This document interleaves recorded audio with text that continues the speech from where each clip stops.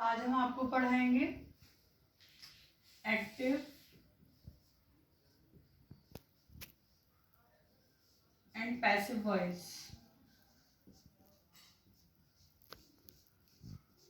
इससे पहले मैंने आपको सारे टेंसेस कंप्लीट कराए थे और उनका रिवीजन भी कराया था। क्लियर? एक्टिव वॉइस को बोलते हैं कर्तावाच्य हिंदी में, पैसिव को बोलते हैं कर्मवाच्य। केवल आप पहले समझें इसको, बहुत इजी होते हैं ये। देखिए एक साइड में हम ये लिख देंगे subject object, I, me, he, him, she, her, they, them, you,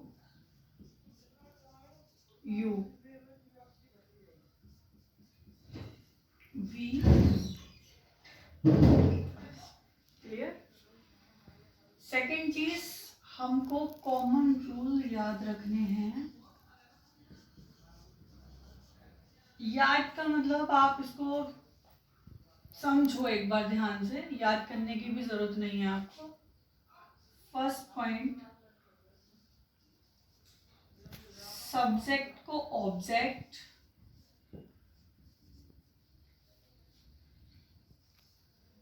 and object को सब्जेक्ट।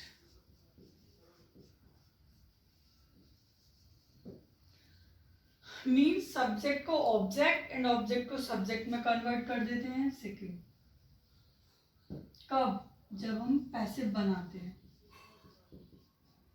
जब हम पैसिव बनाएंगे एक्टिव से पैसिव, तो सब्जेक्ट को ऑब्जेक्ट और ऑब्जेक्ट को सब्जेक्ट कर देते हैं। करने का क्या? अगर कोई भी सेंटेंस के आगे अगर ये है तो जब वो पीछे जाएगा ऑब्जेक्ट के रूप में तो ये हो जाएगा, और पीछे से अगर आगे आएगा तो ये हो जाएगा। सेकंड, ऑब्जेक्ट सब्जेक्ट को ऑब्जेक्ट और ऑब्जेक्ट को सब्जेक्ट कर देते हैं। सेकंड, वर्ब की थर्ड फॉर्म यूज करते हैं। Third, according to tense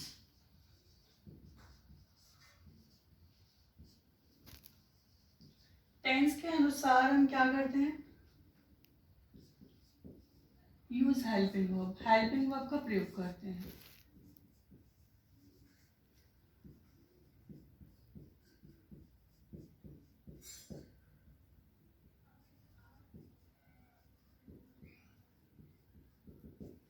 clear? According to tense helping verb का हम प्रयोग करते हैं। सब्जेक्ट को ऑब्जेक्ट बनाया, उसके बाद अकॉर्डिंग टू टेंस हम हेल्पिंग वर्ब यूज कर देंगे। मैंने सेकंड यहाँ कर दिया, ये आएगा थर्ड। ठीक है? फोर्थ, व्हेन, जब,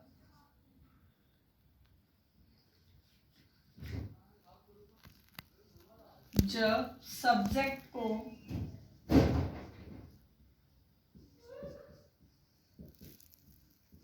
पीछे ले जाते हैं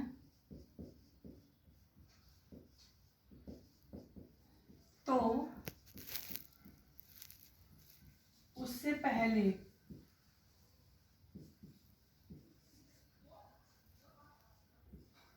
बाय का प्रयोग करते हैं।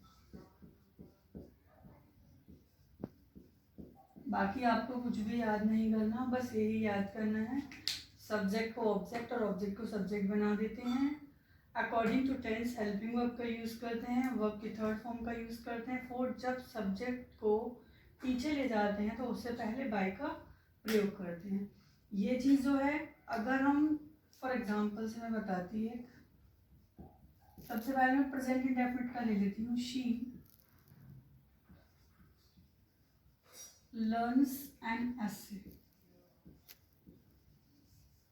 ठीक, पहला पॉइंट क्या कह रहा है? सब्जेक्ट को ऑब्जेक्ट और ऑब्जेक्ट को सब्जेक्ट बना दो, बना दो।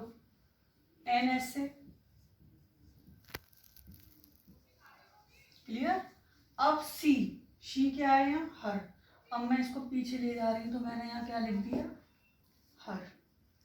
वर्ब की third form, sorry second point ये है, according to tense helping verb का यूज करते हैं। अभी मैं आपको बता दूंगी कि ये आपको कैसे ध्यान रखना है। प्रेजेंट इंडेफिनिट टेंस में हम इज आर एम का यूज करते हैं जब हम पैसिव बनाते हैं, तो एन एस से सिंगुलर है इसलिए मैंने इज लगा दिया। वर्ब की थर्ड फॉर्म, ठीक। जब सब्जेक्ट को पीछे ले जाते हैं तो उससे पहले बाय का प्रयोग करते हैं।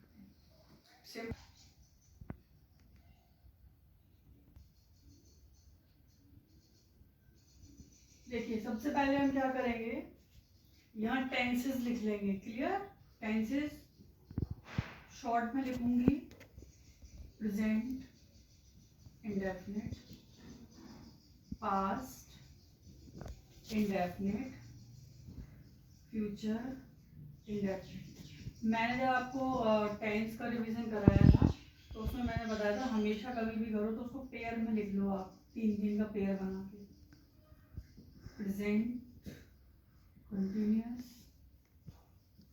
Past, future. Present perfect, past perfect,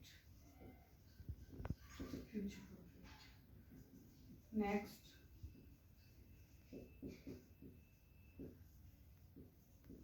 present perfect continuous,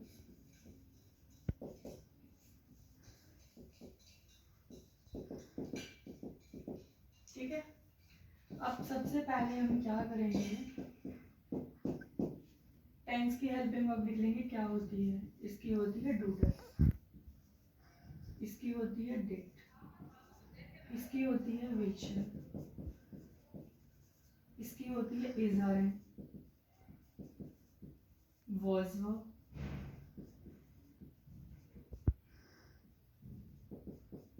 will be,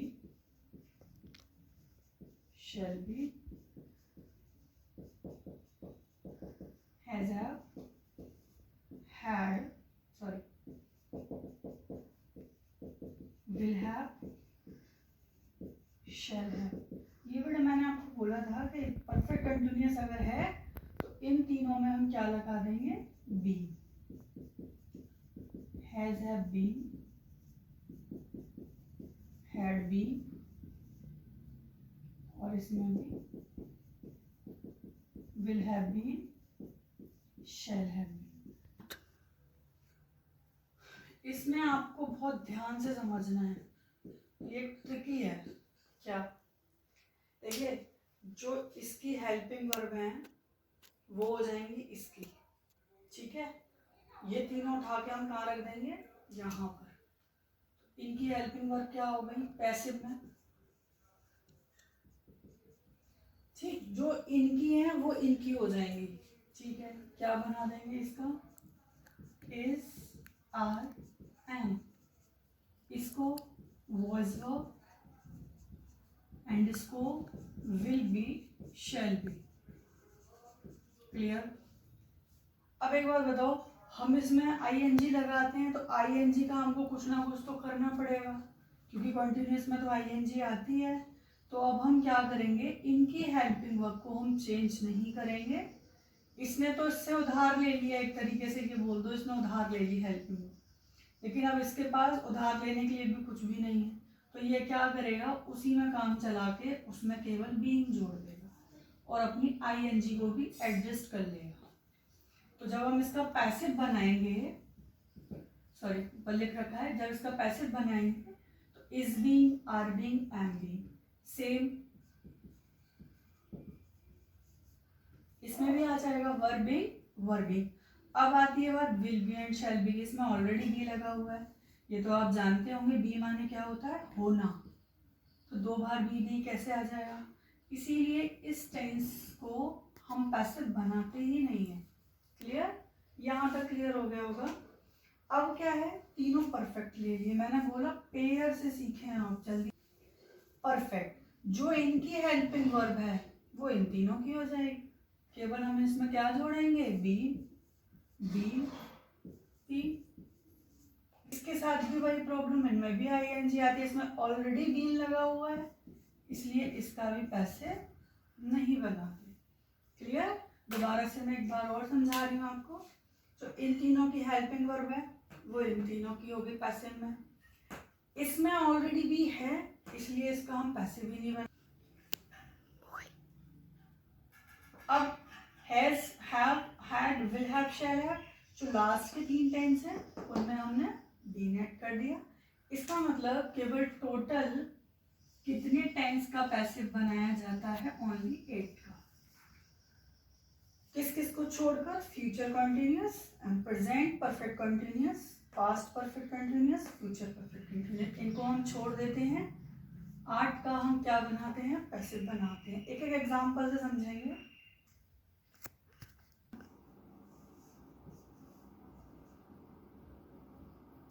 देखिए सबसे पहले हम करेंगे present indefinite.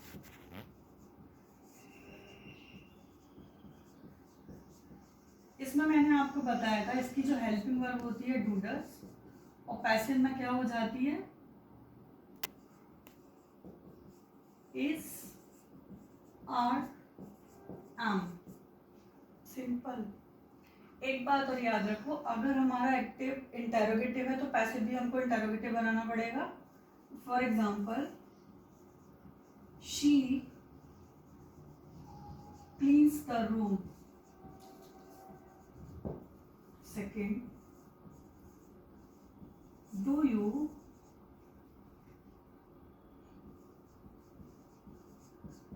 read the Ramayana?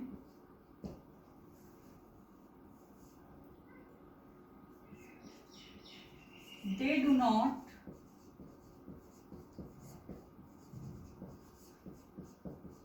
pluck the flowers. Fourth,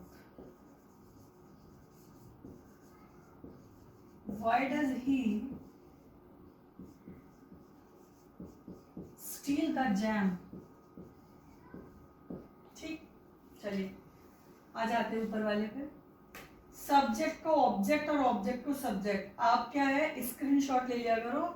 जैसे पहले वाले का स्क्रीनशॉट ले लेते तो आप उसको नोट कर लेते, तो आपको सब्जेक्ट को ऑब्जेक्ट, ऑब्जेक्ट को सब्जेक्ट। द रूम मैंने बताया था, शी को हम क्या कर देते हैं, हर कर देते हैं। उसके बाद अकॉर्डिंग टू टेंस वर्ब लगाते हैं, हेल्पिंग वर्ब। द रूम के अकॉर्डिंग इज आ गया। वर्ब की third form cleaned by. Simple. अगर ये इंटेरोगेटिव है तो पैसिव भी इंटेरोगेटिव बनेगा। एक चीज इसमें याद ये रखनी है, यहाँ जो डू लगा है वो यू के अकॉर्डिंग लगा है, ठीक।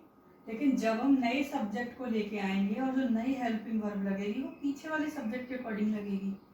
क्या आ गया, is the Ramayan.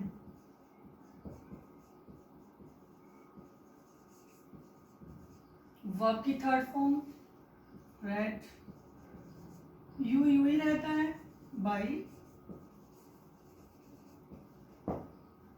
They do not pluck the flowers, दोनों ही प्लूरल है। The flowers were not plucked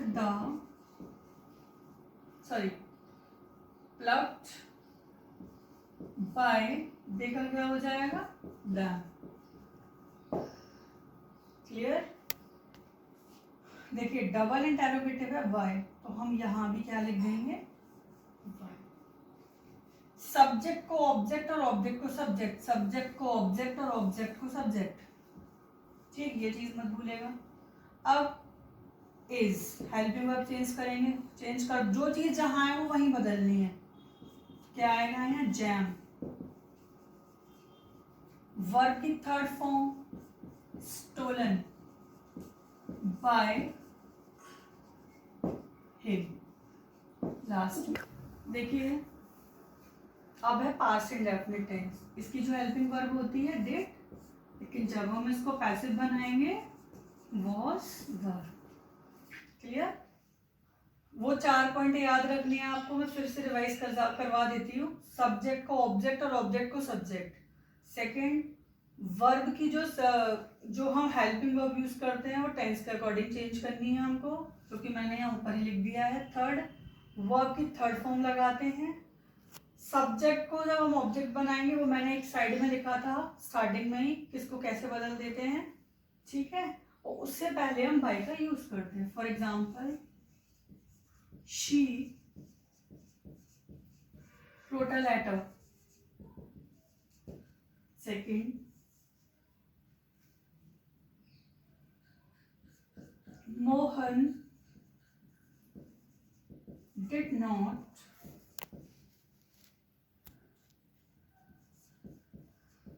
prepare the coffee। Third, why did he tease you। ठीक, चलो बनाते हैं। She wrote a letter, subject को ऑब्जेक्ट, ऑब्जेक्ट को subject. A letter, helping verb was, verb की third form written by her। Mohan did not prepare the coffee, तो the coffee did not का is was not। Third form prepared by Mohan। why, you के according वर आ जाएगा। why were you teased by। I hope आपको video पसंद आई हो। Thank you.